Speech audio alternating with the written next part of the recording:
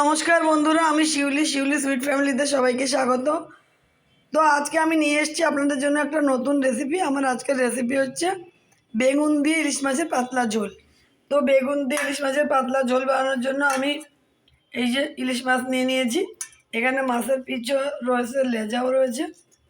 এখানে নিয়েছি ইলিশ মাছের পিচ, অনেকগুলো পিস আছে এখানে, 10-12টারও বেশি। আর নিয়ে নিয়েছি বেগুনগুলো এইভাবে টুকরো করে কেটে ধুয়ে নিয়েছি। এখানে রয়েছে হলুদ গুঁড়ো, এখানে রয়েছে নুন, এখানে রয়েছে পাঁচফোড়ন, এখানে রয়েছে কাঁচা লঙ্কা। আর রান্নাটা আমি করব সাদা তেল দিয়ে। তো প্রথমে আমি ইলিশ মাছগুলোকে নুন হলুদ দিয়ে ভালো করে মেখে নেব। আমি দিয়ে দিলাম 1 চামচি নুন হলুদ, 1 চামচি মতো নুন দিয়ে দিলাম। 1 চামচি নুন আর হলুদ দিয়ে ইলিশ মাছটাকে আমি আগে ভালো করে মেখে নেব। তো বন্ধুরা দেখো, ইলিশ মাছটাকে আমি ভালো করে নুন হলুদ দিয়ে মাখিয়ে নিয়েছি। এখানে ইলিশ মাছের মাথা লেজা মাছ অনেকগুলোই আছে, 15 পিস মতো আছে, সেই জন্য আমি থালাতে পাতিয়ে নিয়ে নিই। তো ওদিকে দেখো আমার কড়াই বসিয়ে দিয়েছি আমি। এখন আমি কড়াইতে দিয়ে দেবো সাদা তেল। তো দেখো আমার বন্ধুরা, আমার কড়াই গরম হয়ে গেছে। আমি এখন অল্প করে তেল দিয়ে দেবো। বেশি তেল আমি দিইনি, কারণ ইলিশ মাছ, অনেকগুলো ইলিশ মাছ, কিন্তু ইলিশ মাছ থেকে তো তেল ছাড়ে, সেই জন্য আমি আগে বেশি তেল দেবো না। ইলিশ মাছ থেকে তেল ছাড়বে। তো চলো, আমার তেলটা গরম হয়ে গেছে, এখন আমি মাছগুলোকে ভেজে নেব।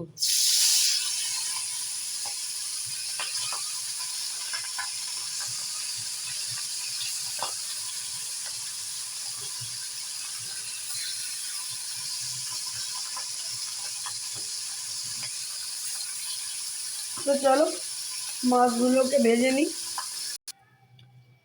তো বন্ধুরা দেখো, আমি মাছগুলো সব ভেজে এই যে তুলে নিয়েছি। এতগুলো মাছ আমি পুরো ভেজে তুলে নিয়েছি। তো আমি কিন্তু ওই 3 চামচি মতো তেল দিয়েছিলাম, আর কোনো তেল দিইনি। সমস্ত তেলটাই মাছ থেকে বেরিয়েছে। মাছ ভাজার পরে এতটা তেল আছে, আমি আর কোনো তেল দেবো না। এই তেলের মধ্যে আমি 1/2 চামচি মতো ফোড়ন দিয়ে দিচ্ছি। আর দিয়ে দিচ্ছি এই যে 5টা কাঁচা লঙ্কা রেখেছিলাম, এই কাঁচা লঙ্কাগুলো। এই মাছ ভাজা তেল দিয়ে আজকে রান্না হয়ে যাবে। পুরোটা তেলই ইলিশ মাছ থেকে বেরিয়েছে। চলো, আমার লঙ্কাটা ভাজা ভাজা হয়ে গেছে। এর মধ্যে এবার দিয়ে দেবো কেটে রাখা বেগুনগুলোকে। এর মধ্যে বেগুনগুলোকে দিয়ে আমি হালকা ভাজা ভাজা করে নেব।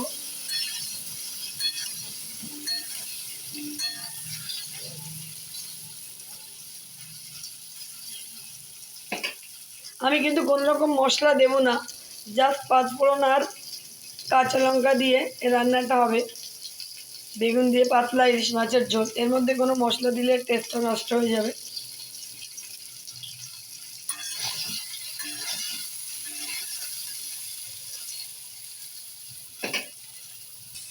দেখো, আমার বেগুনগুলো লাল লাল করে ভাজা ভাজা হয়ে গেছে। এখন আমি দিয়ে দেবো পরিমাণ মতো জল। আমি এই মাছের বাটিটার মধ্যেই দিয়ে দিচ্ছি ধুয়ে। পরিমাণ মতো জল আমি দিয়ে দিচ্ছি। বেগুনগুলো একটু সেদ্ধ হলেই আমি মাছগুলো দিয়ে দেবো। তো আমি এর মধ্যে দিয়ে দেবো 1 চামচি মতো নুন, 1 চামচি না, 1.5 চামচি মতো নুন দিয়ে দিলাম। আর দিয়ে দেবো 1 চামচি মতো হলুদটা আমি 1 চামচির একটু কমই দিয়েছি, হলুদটা খুব সুন্দর কালার হয়। তো চলো, নুন হলুদ আমি দিয়ে দিয়েছি। এখন আমি এই বেগুনটাকে একটু হালকা সেদ্ধ হতে দেবো, তারপরে আমি মাছগুলোকে দিয়ে দেবো। তো দেখো বন্ধুরা, আমার ঝোলটা ফুটে উঠেছে। এখন আমি সব মাছগুলোকে দিয়ে দেবো। বেগুন যেহেতু সেদ্ধ হতে সময় লাগে না, তো এখন আমি আমার সমস্ত মাছগুলোকে দিয়ে দিচ্ছি।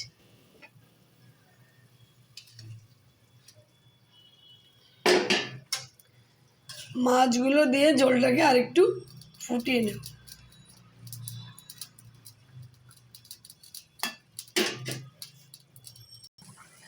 তো দেখো বন্ধুরা, আমার ইলিশ মাছের ঝোল রেডি হয়ে গেছে। বেগুনগুলোও সিদ্ধ হয়ে গেছে, মাছের ঝোলটাও রেডি হয়ে গেছে। আমি নুন চেক করে নিয়েছি, এটা একটু নুন কম ছিল, আমি আর একটু 1/2 চামচি মতো নুন দিয়ে দিয়েছি। এই ইলিশ মাছের পাতলা ঝোলটা কিন্তু খেতে খুবই সুন্দর লাগে গরম ভাতের সাথে। তোমরা অবশ্যই বাড়িতে এইভাবে ট্রাই করো। তো চলো, আমার ইলিশ মাছের ঝোল রেডি হয়ে গেছে, আমি এখন এটাকে নামিয়ে নেব। বেগুন দিয়ে পাতলা ইলিশ মাছের ঝোল। তো দেখো বন্ধুরা, আমি ইলিশ মাছের ঝোলটাকে নামিয়ে নিয়েছি। এখানে 15 পিস মাছ আছে, মানে মাছ লেজা মাথা সব কিছু দিয়ে 15 পিস আছে। তো তাই জন্য আমি একটু ঝোলটা বেশি রেখেছি। তো দেখো, একটা মাছ ভেঙেও গেছে, একটু এটা মাথা রয়েছে। তো আমার ইয়াম্মি টেস্টি বেগুন দিয়ে পাতলা ইলিশ মাছের ঝোল রেডি হয়ে গেছে। তোমরা বাড়িতে অবশ্যই এভাবে ট্রাই করো। আর আমার রান্নাটা যদি তোমাদের ভালো লেগে থাকে তাহলে অবশ্যই আমার চ্যানেলটিকে সাবস্ক্রাইব করো, লাইক করো, শেয়ার করো। আর পাশে থাকা বেল আইকনটিকে অবশ্যই অন করে দিও, যাতে নতুন কোনো ভিডিও আপলোড করার সাথে সাথে তোমাদের কাছে নোটিফিকেশান পৌঁছে যায়। তো চলো, দেখা হচ্ছে অন্য কোনো রেসিপি নিয়ে অন্য দিন।